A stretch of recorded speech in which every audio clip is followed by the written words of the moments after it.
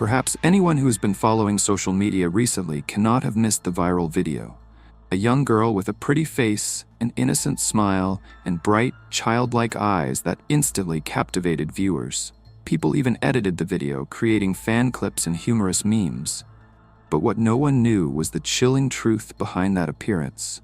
She wasn't a rising star or an internet sweetheart. She was a cold-blooded murderer.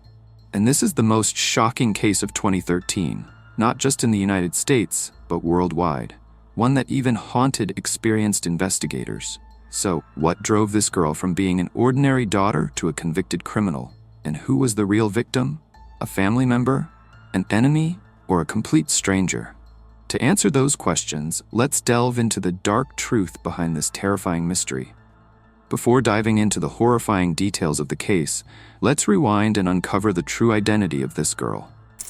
Her name is Isabella Guzman, born on June 9, 1995, in a typical family in Aurora, Colorado, USA. At the time of the crime, she was only 18 years old. As a child, Isabella was well-mannered, polite, and made her parents proud. At school, though not an outstanding student, she worked hard enough to maintain steady grades. Those who knew her would say she always smiled and was friendly. However, that smile began to fade after her parents divorced when she was 10 years old. Following the court's decision, Isabella lived with her mother, Yunmi Hoy. From that moment, her life entered a different chapter. At first, she tried to act strong, but no one can hide their true feelings forever. Once an easygoing girl, Isabella gradually became distant, withdrawn, and increasingly short-tempered. The change was subtle, yet undeniable, and even her closest relatives couldn't ignore it. Her academic performance declined, and the spark in her eyes slowly vanished, replaced by a hollow, unreadable stare. Some classmates recalled seeing her sit silently by the window for hours, as if lost in another world. Soon after, Isabella began lashing out at her mother. Their arguments escalated, driven by her inability to accept life without her father's presence. Some neighbors shared stories about how Isabella once went into a frenzy when her mother asked her to wash the dishes, believing she was being controlled and forced into rules she didn't want to follow. That feeling of being caged grew stronger, and in her eyes, Yunmi became the obstacle to her freedom. Her disrespectful behavior eventually overwhelmed Yunmi, who made the difficult decision to send Isabella to live with her biological father, Robert Guzman. Surprisingly, Isabella seemed more obedient at her father's house, more polite, more hardworking. However, since Isabella's school was closer to her mother's home, the daily commute became impractical. Robert eventually decided to send her back to live with Yunmi and her new husband. For Isabella, it was like being sentenced to return to the place she despised most. Yet, out of love for her father, she agreed. Perhaps the deeper her love for him, the deeper her resentment toward her mother grew. Things took another turn when Yunmi remarried Ryan Hoy after a year of separation. It should have been a new beginning filled with happiness. But Isabella wasn't happy. She grew even more hostile toward her mother. Her mental state became so disturbed that she convinced herself her mother had betrayed her father by being with another man, an unforgivable sin in her eyes. To her, Ryan was the villain who stole her father's place. But Ryan was nothing like the monster Isabella imagined. He was kind, attentive, and tried his best to be a good stepfather, buying gifts, asking about her schoolwork. But Isabella wanted nothing from him, except for him to disappear. Every time Ryan tried to connect, Isabella pushed him away. She constantly picked fights, hoping her mother would eventually see his true colors. But Yunmi stood by Ryan's side. This rejection drove Isabella over the edge. When words were no longer enough to express her fury, she turned to actions. Isabella became increasingly violent, like a thug. Their arguments turned physical.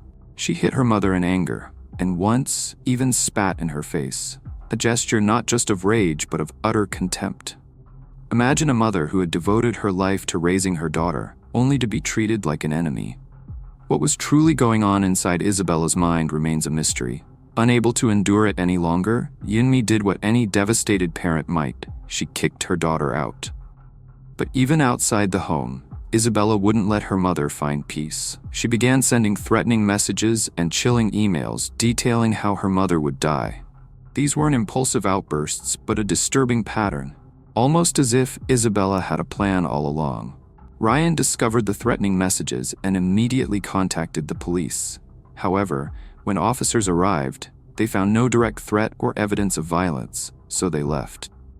But what if they hadn't? Would things have ended differently? Would Isabella have acted that very day? No one knows. After the incident, Isabella's father convinced her to return and apologize to her mother. She agreed obediently, but she didn't return to make amends. She returned quietly, carrying a storm inside her. Yunmi, accustomed to her daughter's instability, didn't scold her.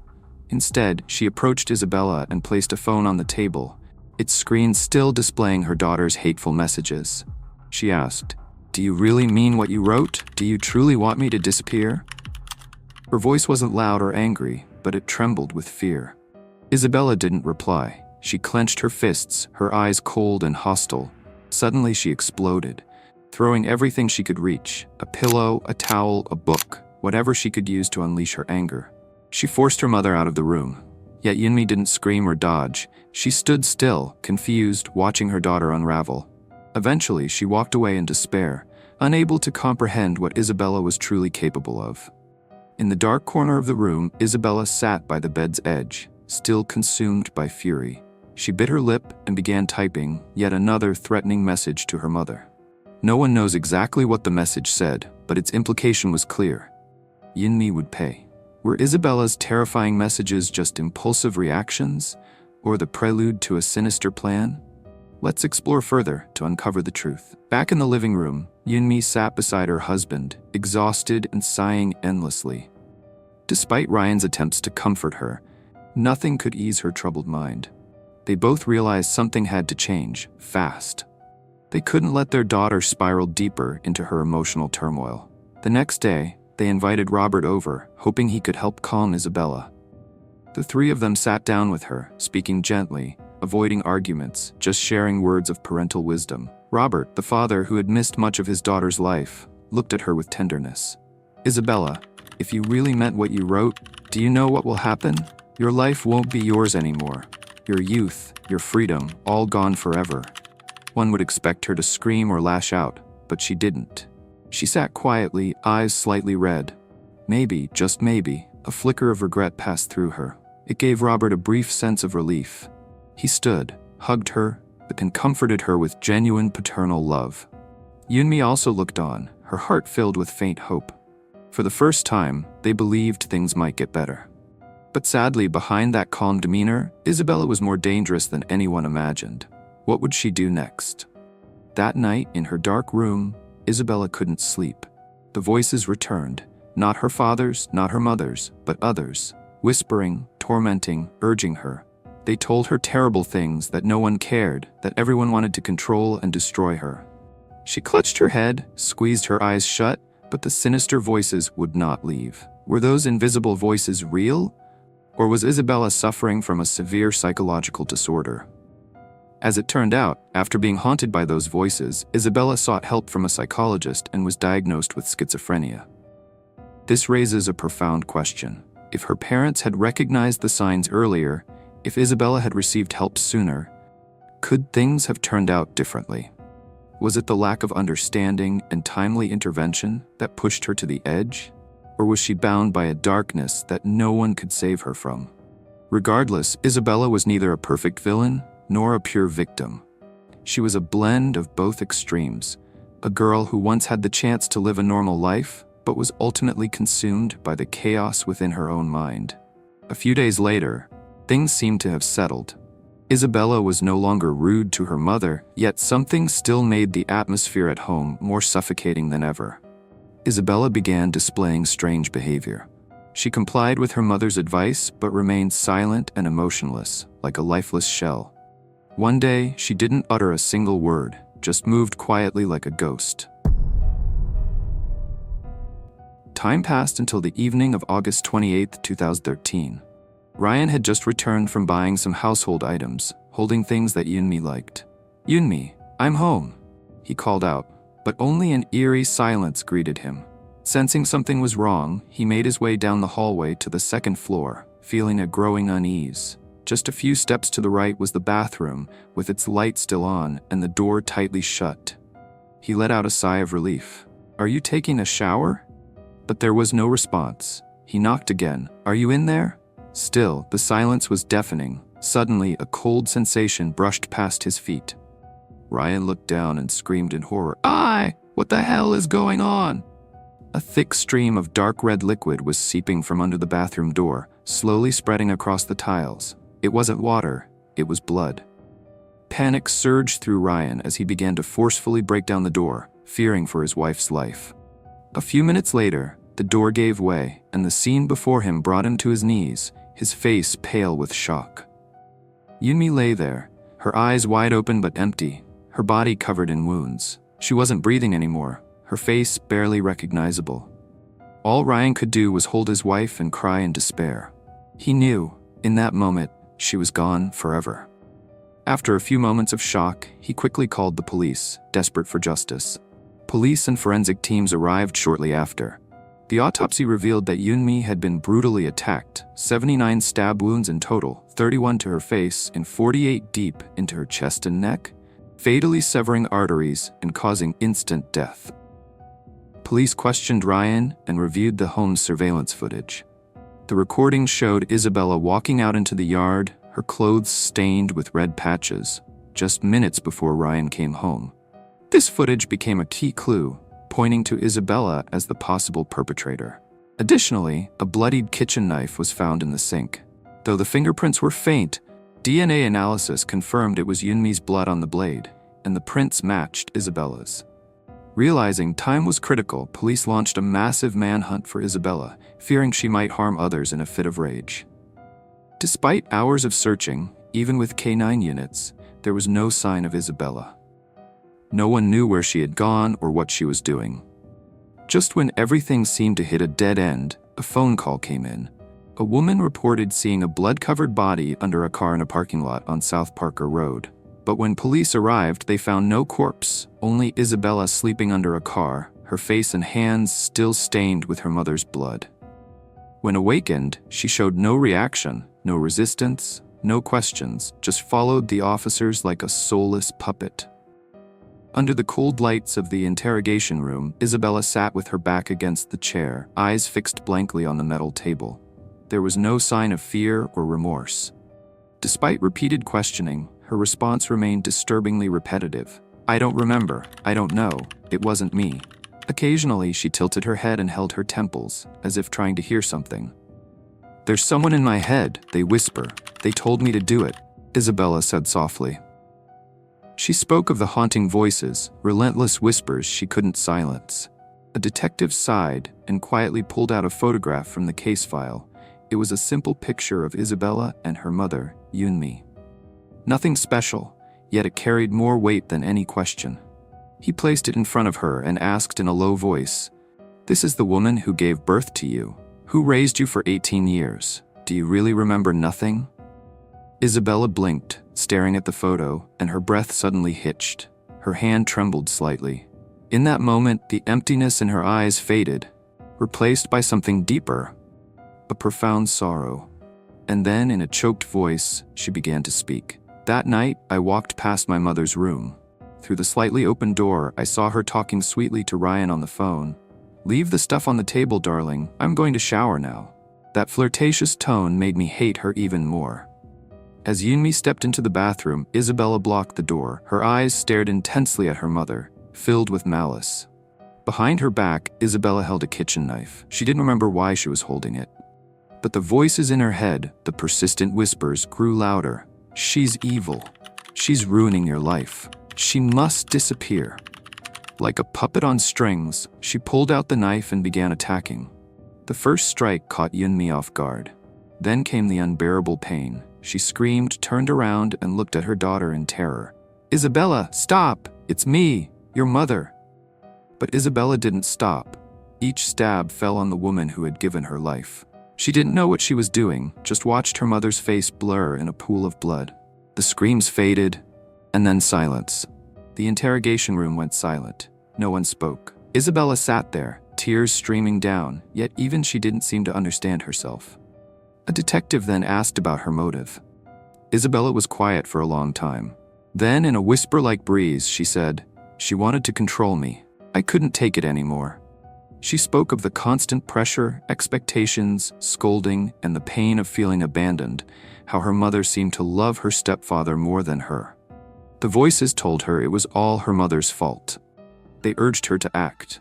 Looking at Isabella now, one couldn't tell whether she was a victim or a monster. She was just 18, a girl who should have been enjoying a carefree life, yet had turned into a murderer who brutally killed her own mother. Was she to be blamed or pitied? No one could say for sure.